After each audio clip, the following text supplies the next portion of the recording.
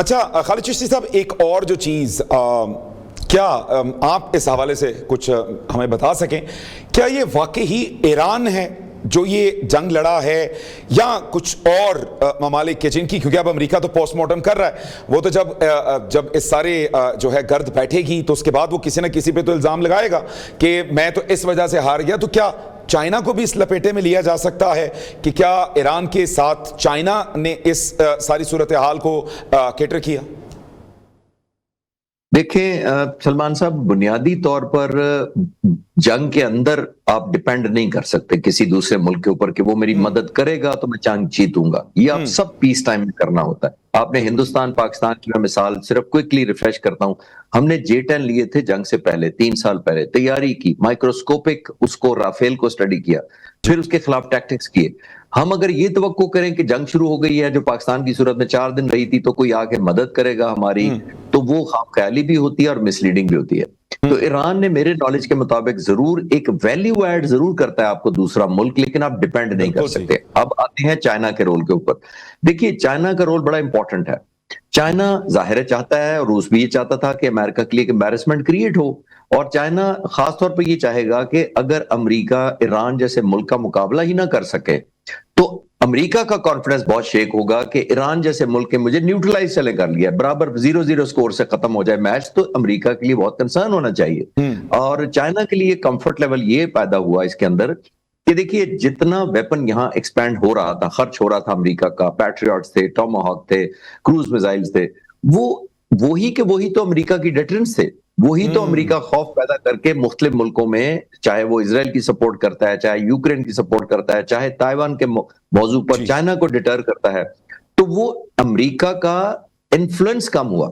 एक window of vulnerability America ने अपनी खुद खोल दी, जिससे वो वनरेबल नजर आया। और हमला किसी ने नहीं अमेरिका पर किया था कि उसको मजबूरन अपना डिप्लीट करना पड़ा असला, उसने खुद वॉर ऑफ चॉइस का इंतखाब किया और फिर डिप्लीट किया। तो चाइना जैसे मुल्क को तो इत्मीनान और खुश होना चाहिए कि जो वेपन्स मेरे खिलाफ डिटरेंस क्रिएट करनी थी, जिन वेपन्स ने, वो डिप्लीट हो रहे हैं। और आखिरी बात एक बड़ी इंपॉर्टेंट जो मैंने उस डॉक्यूमेंट्री में कल मैंने की है, एक डॉक्यूमेंट्री अपलोड, जिसमें मैंने इसका टाइटल ये है कि आने वाले जंगे ईरान ने कैसे बदल दी।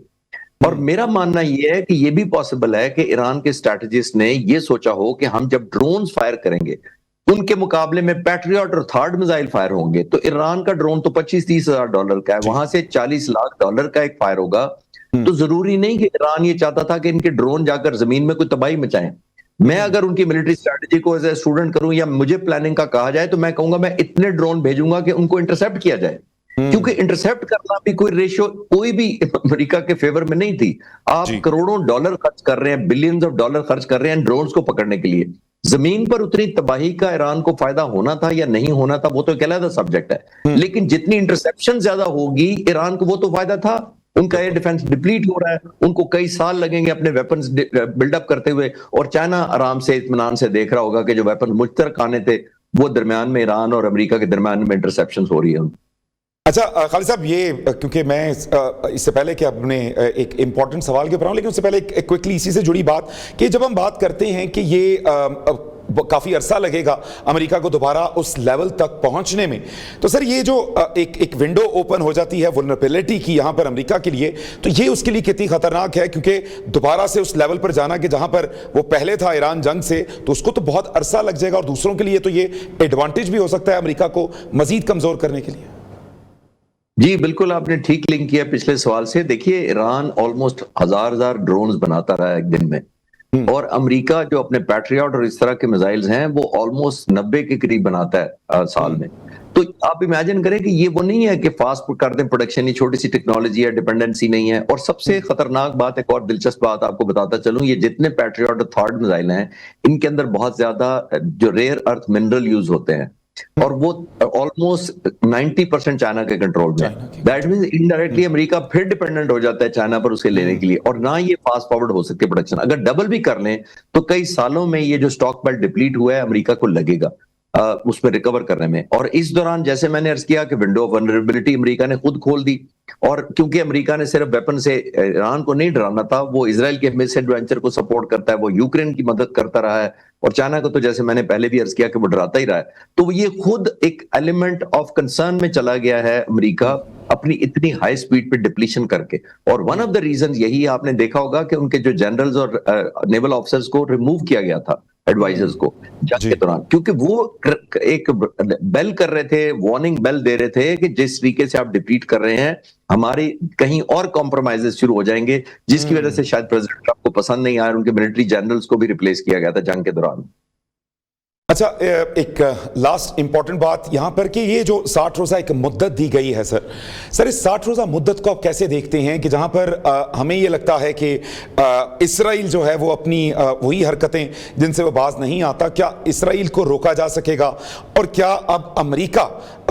जिस तरह से पहले खड़ा होता था इसराइल के लिए, आपने खुद कहा कि अब उसकी बहुत हद तक जो ताकत है वो कॉम्प्रोमाइज हो चुकी है, उसको दोबारा से उस लेवल पर आने पर टाइम लगेगा, तो क्या आप समझते हैं कि ये चीजें उसी अमन के साथ बढ़ेंगी? क्योंकि अब दूसरों के लिए यकीनी तौर पर एक विंडो, जैसे मैंने कहा, कि ओपन हुई है, वो तो अमेरिका को मजीद इस मुद्दे से फायदा उठाते कमजोर भी कर सकते हैं, या करना चाहेंगे कि वो दोबारा से अमेरिका उस लेवल पर ना आ सके। जी, बहुत अच्छा सवाल इसलिए है कि देखिए, सारे का सारा दारोमदार 60 दिन का भी और आने वाले कई महीनों और दिहाइयों का भी इस पर डिपेंडेंट है कि अमेरिकी सदर कितना इफेक्टिवली नेतन्याहू को मैनेज और कंट्रोल कर सकते हैं और कितनी पासदारी कर सकते हैं अपने उन दस्तखत की जो उन्होंने किए हैं। अगर ये प्रेसिडेंट ट्रंप की रिट ना हुई इस मुआहदे पर, और लगा दुनिया को भी और पर्टिकुलरली ईरान को भी कि प्रेसिडेंट ट्रंप मैनिफेस्ट नहीं कर पाए अपनी रिट जो है, तो प्रेसिडेंट ट्रंप को पर्सनल डैमेज भी होगा, उनकी पार्टी को भी डैमेज होगा, उनके इमेज का। क्यों? क्योंकि देखिए, जंग जब लगी तो प्रेसिडेंट ट्रंप ने कहा कि मुझे फलां ने कहा कि ये जंग, ये न्यूक्लियर बनाने वाले हैं, मुझे फलां ने रिपोर्ट कर दिया तो मैंने हमला कर दिया। वहां तक तो लेट गो हो गया, वो तो गुजर गई बात। अब जब आप एग्रीमेंट करते हैं और अगर उसमें भी प्रेसिडेंट ट्रंप मैनिफेस्ट ना कर पाए, तो दुनिया बहुत आसानी से कंक्लूड कर लेगी और ईरानी लीडरशिप ये बहुत हद तक यकीन कर लेगी कि ना जंग शुरू करनी प्रेसिडेंट ट्रंप के बस में थी, ना मेंटेन करना, जंग को सस्टेन करना उनके बस में था, और ना वो एग्रीमेंट करने की सलाहियत रखते हैं। तो प्रेसिडेंट ट्रंप के अपने इमेज के लिए, उनके आने वाले इलेक्शन के लिए, और जाहिर है ग्लोबल पीस के लिए बहुत जरूरी है कि प्रेसिडेंट ट्रंप इजराइल को ना सिर्फ कंट्रोल करें बट इफेक्टिवली मैनेज करें कि कोई वायलेशन वो खास तौर पर लेबनान में ना करे। क्योंकि लेबनान का, देखिए, आखिरी जुमला इसके ऊपर मैं कहना चाहूंगा कि लेबनान का जो अभी एग्रीमेंट जो हुआ है एमओयू का, उसमें पहले पैराग्राफ में 3 जगह लेबनान का जिक्र है। तो इससे आपको मैं जाहिर करना चाह रहा हूं कि ईरान की कितनी सेंसिटिविटी है लेबनान के बारे में। तो जितना अगर इनइफेक्टिव हुआ, ईरान के पास उतना ही रीजन हो जाएगा वायलेट करने का भी, एनकाउंटर अटैक करने का या काउंटर प्लान करने का, कि क्योंकि अमेरिकन प्रेसिडेंट के पास में नहीं है तो हम खुद ही इजराइल को सबक सिखाएंगे। तो वो जानी नहीं चाहिए वहां तक सिचुएशन, लेकिन डिपेंड करता है कि प्रेसिडेंट ट्रंप कितना मैनेज कर पाते हैं। तो सर, कंक्लूड कीजिएगा कि अभी तक, क्योंकि हमने ट्रंप साहब के भी बयान देख रहे हैं, ईरान की जानिब से भी बयान देख रहे हैं, अपनी अपनी जीत जो है वो बताते हैं, तो सर आप क्या देखते हैं कि कौन इस सारी जंग का अब तक का फातिह रहा है?